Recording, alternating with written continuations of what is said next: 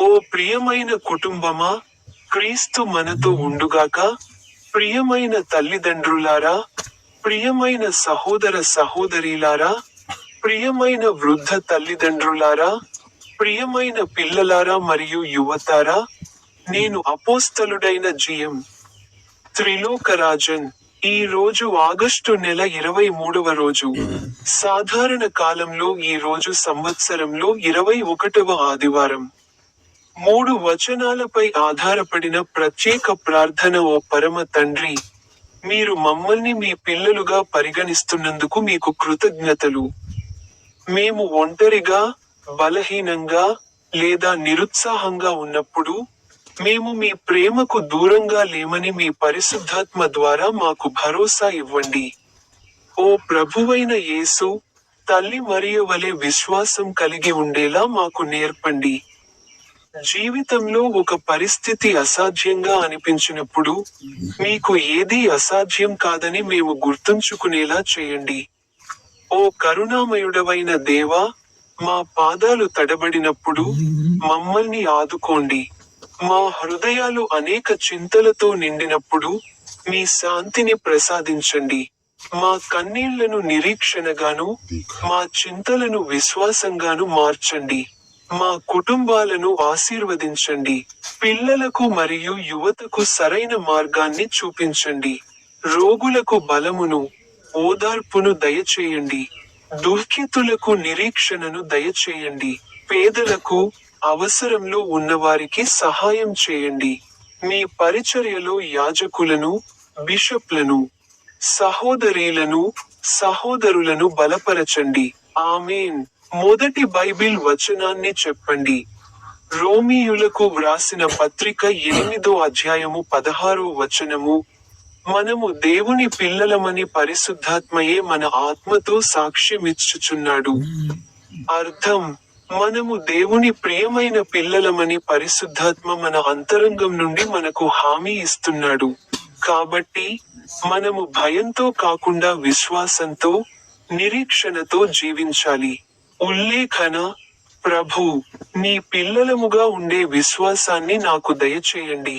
అభ్యర్థన: ఓ పరిశుద్ధాత్మ, మా హృదయాలలో దేవుని ప్రేమను, విశ్వాసాన్ని బలపరచండి. రెండవ బైబిల్ వచనాన్ని చెప్పండి. లూకా సువార్త 1వ అధ్యాయము 37వ వచనము. దేవునికి అసాధ్యమైనది ఏదీ లేదు. అర్థం: మరియ జీవితం గురించిన దేవుని ప్రణాళిక మానవ దృక్కోణం నుండి అసాధ్యంగా అనిపించి ఉండవచ్చు, కానీ ఆమె విశ్వసించింది.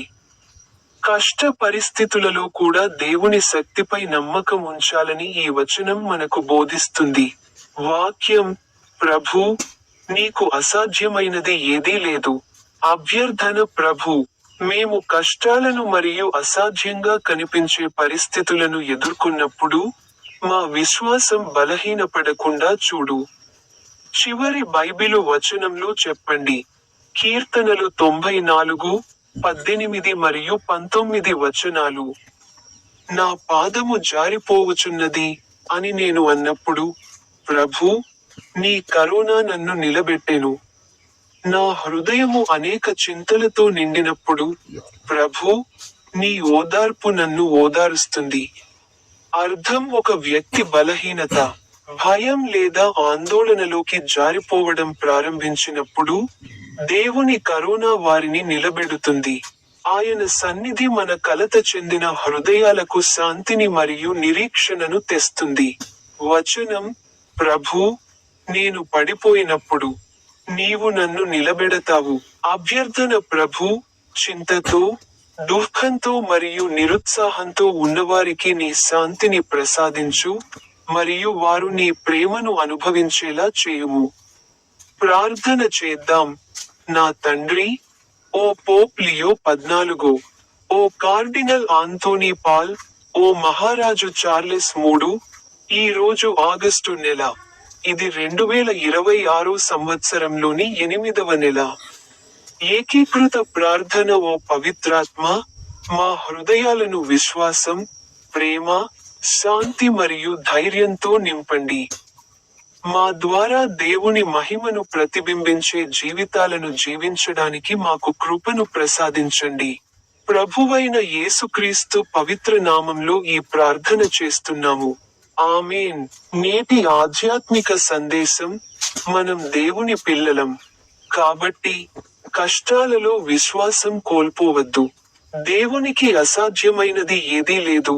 మరియు ఆందోళన మనల్ని ముంచెత్తినప్పుడు ఆయన కరోనా మనల్ని ఆదుకుంటుంది.